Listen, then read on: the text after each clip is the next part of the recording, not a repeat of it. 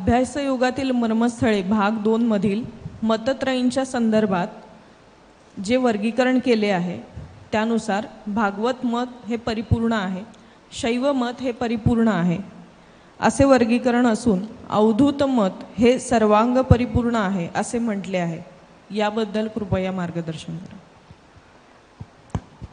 भागवत मत आणि शैव मत या मतांना परिपूर्ण म्हटलं, पण अवधूत मताला सर्वांग परिपूर्ण म्हटलं. याचं एक कारण आहे. भागवत मत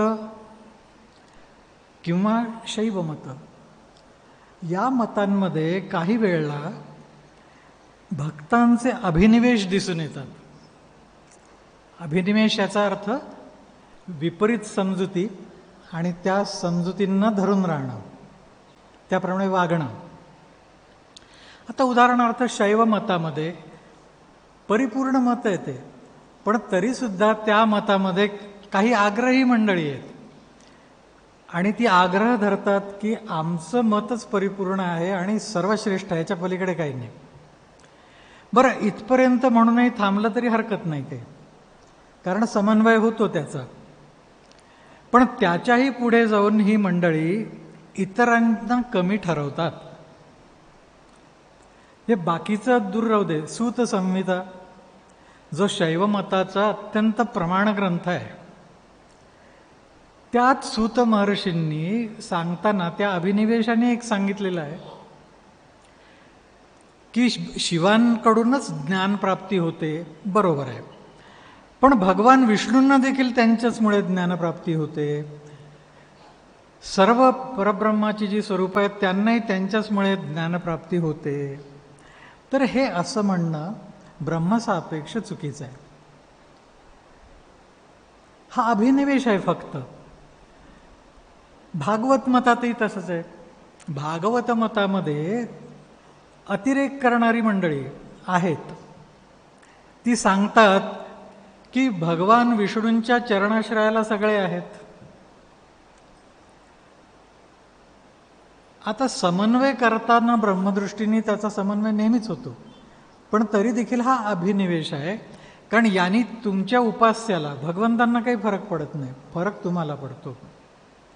म्हणून आपल्या संतांनी एक मर्माचं वाक्य सांगून ठेवलंय की हरिहर जे विष्णू आणि शिव यांच्यामध्ये जो भेद बघतो तो नरकाला जातो. सरळ सांगितलं. का सांगितलं? की हा भेद बघणं उचित नाही.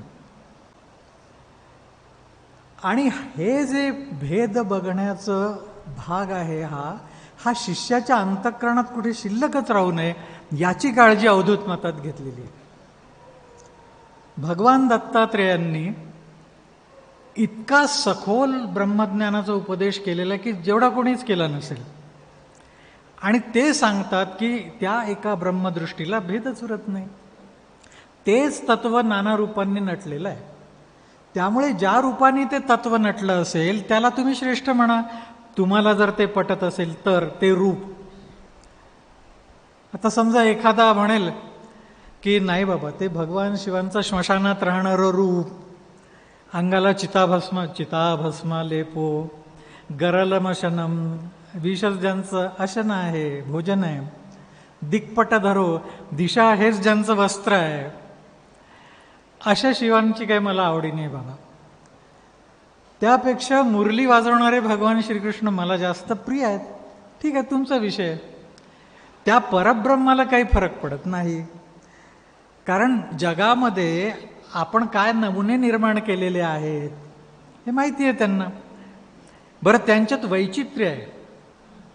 भगवंतांना वैचित्र्याची मोठी आवड आहे. एकाच साच्याचे गणपती काढलेले नाहीत त्यांनी, नाना तऱ्हा त्याच्यामध्ये. त्यामुळे या सगळ्या नमुन्यांना पुरून उरण्यासाठी त्यांनी पण तेवढे अवतार घेतले. म्हणूनच महिमनाथ म्हटलं ना की रुचिनाम वैचित्र्यात रुजुकुटील नाना पथजुषाम. ज्याच्या त्याच्या रुचीच्या वैचित्र्यानुसार त्याला प्राप्ती करून घेता यावी परब्रह्माची, म्हणून त्यांनी वेगवेगळी रूपं घेतली. हे तत्व भगवान दत्तप्रभूंनी इतकं कुणीच सांगितलं नाही व्यवस्थित.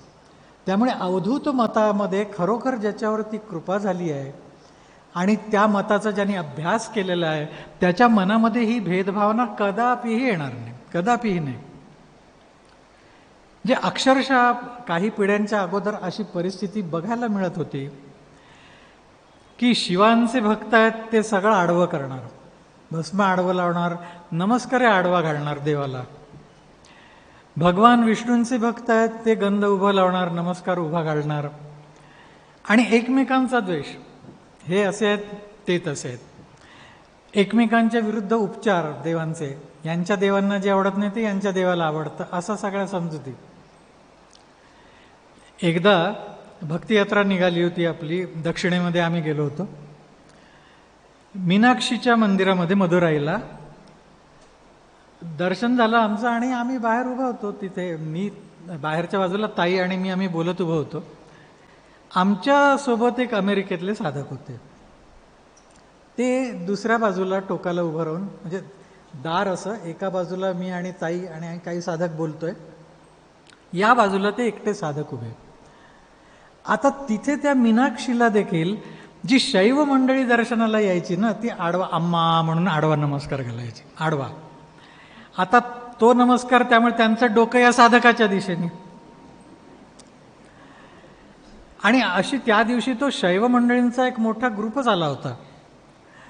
त्यामुळे त्या 2-3 मिनिटात 50-60 लोकांनी तसेच नमस्कार घातले. ह्यांना गहिवरून आलं.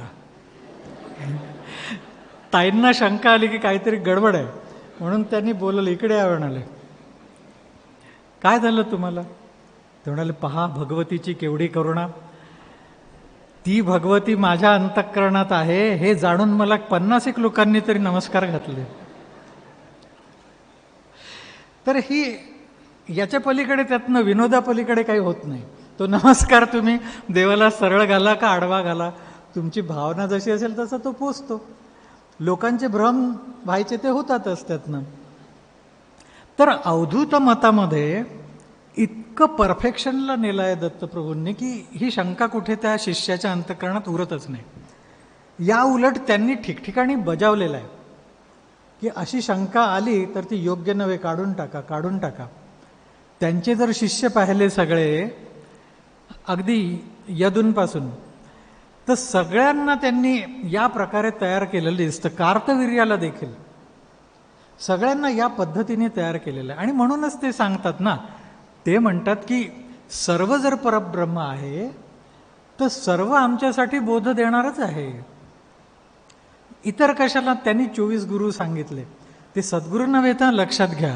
म्हणून एखाद्याने म्हणावं त्यांनी 24 केले, मी 48 करीन म्हणजे मी ज्ञानी होईन, असं नाही. ते गुरु आहे ते लक्षात घ्या, सद्गुरू नव्हेत. सद्गुरू हे एकच असतात. जे तुम्हाला मोक्षाला नेतात तसे सद्गुरू एकच असतात, भिन्न नसतात. जे सद्गुरू सद्गुरू म्हणून ठिकठिकाणी फिरतात, अनेक जणांचे मंत्र घेतात, ते कधीही मोक्षाला जात नाहीत, कधीही नाही. हे कायम लक्षात ठेवा. हे 24 त्यांनी गुरु, हे व्यवहारातले गुरु आहेत. त्या प्रत्येकाकडून बोध घेतला त्यांनी. तो यासाठी घेतला की या जगातलं सर्वच वंदनीय आहे, सर्वच अनुकरणीय आहे. तुम्हाला काय, परब्रह्माच्या दिशेने अचूक बोध देऊन नेणारं जे काय तेवढं घ्या तुम्ही. तर म्हणून अवधूत मताला सर्वांग परिपूर्ण म्हटलं. असं न्यून कुठे काढता येत नाही, त्यात दाखवता येत नाही. शैव मतात, भागवत मतात मी तुम्हाला एक उदाहरण सांगितलं, अशी आणखीही काही न्यून भक्तांच्या दृष्टीने दाखवता येतात. मताच्या दृष्टीने ते न्यून नाही, किंवा त्या परब्रह्म स्वरूपाच्या दृष्टीने न्यून नाही, भक्तांच्या आचरणाच्या दृष्टीने. पण दत्त संप्रदायात तेही एवढं ठोकून परफेक्ट करून घेतलं जातं की तिथं ते न्यून शिल्लक राहत नाही. दिगं